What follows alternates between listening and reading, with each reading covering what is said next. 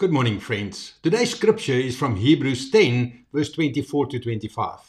Consider one another in order to stir up love and good works, not forsaking the assembling of ourselves together, as in the manner of some, but exhorting one another. Please pray with me. Lord, thank you for your gift of the church, the family of believers you have given us to walk with.